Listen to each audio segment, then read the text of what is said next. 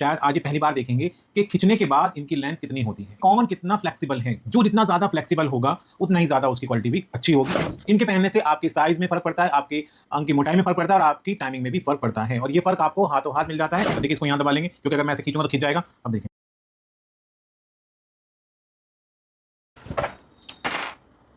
और अगर बात करें स्ट्रेचेबल लेंथ यानी खींचने के बाद, तो लगभग। हाय गाइस, कैसे आप लोग? उम्मीद करता हूं कि अच्छे होंगे और फिट होंगे। देखिए यहाँ पे मेरे पास रखे हुए हैं दो रीयूजेबल कॉन्डम, एक ड्रैगन कॉन्डम है और दूसरा ये वंडर कॉन्डम है। तो ज़रा ये देखिए कितने स्ट्रेचेबल हैं, ये देखें, ये भी देखें और ये भी देखें। अब इसको भी देख लें एक बार, ये ऐसे और ऐसे। तो आपने ये देखा कि ये कितने ज़्यादा खिंच जाते हैं, इतने स्ट्रेचेबल हैं। और मेरी वीडियो में आपने देखा भी होगा, मैंने कई बार दिखाया भी आपको इस तरह से करके कि भाई कितने ज़्यादा इनकी लंबाई बढ़ जाती है खींचने के बाद।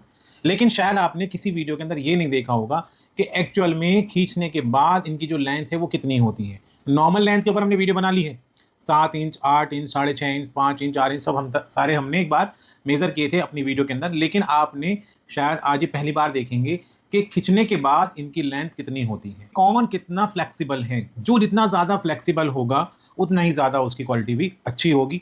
तो आज इस वीडियो के अंदर आप ज़रूर देखेंगे। तो पहले हम बात कर लेते हैं कि ये है क्या चीज़, उन लोगों के लिए, उन दर्शकों के लिए जो पहली बार इस तरह की वीडियो को देख रहे हैं, उनको नहीं मालूम ये क्या चीज़ है। तो बताना चाहता हूँ कि ये एक रीयूजेबल कॉन्डम है जो कि सिलिकॉन का बना हुआ है। इसमें दो तरह के, एक सिंगल होल का और एक डबल होल का। और भी बहुत तरह के आते हैं, लेकिन फिलहाल हम यहाँ पे इन दो के बारे में ही बात करने वाले हैं। इनके पहनने से आपके साइज़ में फ़र्क पड़ता है, आपके अंग की मोटाई में फ़र्क पड़ता है और आपकी टाइमिंग में भी फ़र्क पड़ता है। और ये फ़र्क आपको हाथों हाथ मिल जाता है जब आप इसको पहनते हैं। यानी कि एक ऐसा इंस्टेंट सॉल्यूशन है जो आपको इंस्टेंट लाभ देता है। तो अभी इसको एक तरफ रखते हैं और आज हम वो करके दिखाएंगे जो आपने आज तक किसी वीडियो में नहीं देखा होगा कि खींचने के बाद इनकी लेंथ कितनी है। तो ये देखिए मार्कर है मेरे पास, और इस मार्कर से पहले मैं मार्क कर लेता हूँ उसकी जहाँ नॉर्मल लेंथ है। ये इसकी नॉर्मल लेंथ है, ये हो गया, और ये इसकी नॉर्मल लेंथ है। अब मैं दिखाऊंगा आपको इसको खींच करके कि इसकी लेंथ एक्चुअल में कितनी हो जाएगी, कितना फ्लेक्सिबल। अब आप देखिएगा, देखिए इसको यहाँ दबा लेंगे, क्योंकि अगर मैं ऐसे खींचूंगा तो खींच जाएगा। अब देखें,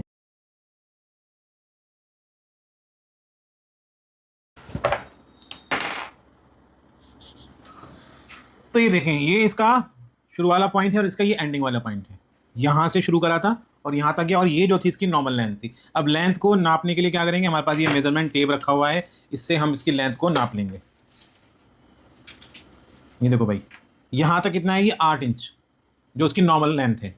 और अगर बात करें स्ट्रेचेबल लेंथ यानी खींचने के बाद, तो लगभग 28.5। गाइस यकीन नहीं आता कि मतलब देखिए कितना ज़्यादा खींच जाता है। वाओ, बहुत ही लंबा है ये तो यार। मतलब फ्लेक्सिबिलिटी अगर हम बात करें तो कितना ज़्यादा फ्लेक्सिबल है कि 28.5 इंच तक ये खींच रहा है। और अगर इसमें अभी और थोड़ी कोशिश करता तो हो सकता था ये टेबल के बाहर निकल जाता।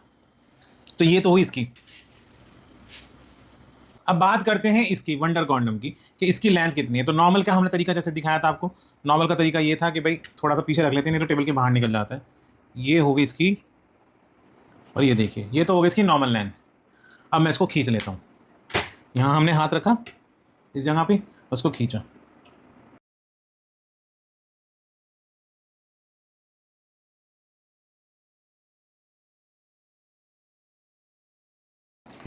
तो ये क्या हुआ, ये वंडर कॉन्डम की आप देखेंगे जो उसकी स्ट्रेचेबल लेंथ है वो ये आई है, और जो उसकी नॉर्मल लेंथ है वो ये है। अब इसको भी हम मेज़र कर लेंगे, और ये रहा हमारा मेज़रमेंट टेप। तो 8.5 समथिंग तो इसकी लेंथ आई है बिना स्ट्रेच किए हुए, बिना खींचे हुए। तो वाह, मतलब काफ़ी लेंथ है, इससे तो ज़्यादा ही। ये तो 8 इंच आया था। और अब इसकी बासी वाली कर लेते हैं जो कि स्ट्रेचेबल लेंथ है।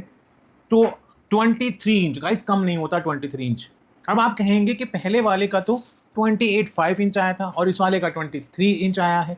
तो देखिए क्या है कि थोड़ा सा ना जो डिज़ाइन किया जाता है कॉन्डम को, उसका भी फ़र्क आता है। अभी आपने देखा कि हमने दोनों कॉन्डम को नॉर्मल लेंथ भी देखा ही आपने, और उसकी आपने देखी कि स्ट्रेचेबल लेंथ कितनी है। तो हाँ, ये मैं बात मानता हूँ कि जो ड्रैगन कॉन्डम है ये वाला है, इसकी जो स्ट्रेचेबल लेंथ थी वो 28.5 यानी काफ़ी थी।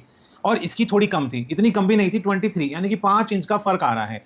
अब इसका मतलब ये नहीं कि ये क्वालिटी के अंदर कम है इससे, या ये ज़्यादा है ये कम है, दोनों ही बिल्कुल टक्कर के हैं। फ़र्क आ जाता है यहाँ पे डिज़ाइनिंग का। इसको जो डिज़ाइन किया गया है वो ख़ास तौर से ऐसे डिज़ाइन किया गया क्योंकि सिंगल होल का है। अब इसको ऐसे डिज़ाइन किया गया, इसको फोल्ड करके भी पहन सकते हैं और खोल करके भी पहन सकते हैं। फिर इसका जो डिज़ाइन है, ये वाला पार्ट है काफ़ी सॉलिड है, तो यहाँ पे पार्ट ज़्यादा सॉलिड है तो स्ट्रेचेबल होना उतना मुमकिन नहीं है दोस्तों। फिर ये वाला है, इसके अंदर हम बात करें तो इसका ये वाला पार्ट सॉलिड है, लेकिन इसके मुकाबले में थोड़ा कम है, और फिर ये ज़्यादा सॉफ्ट बनाया गया है क्योंकि ये डबल होल का है।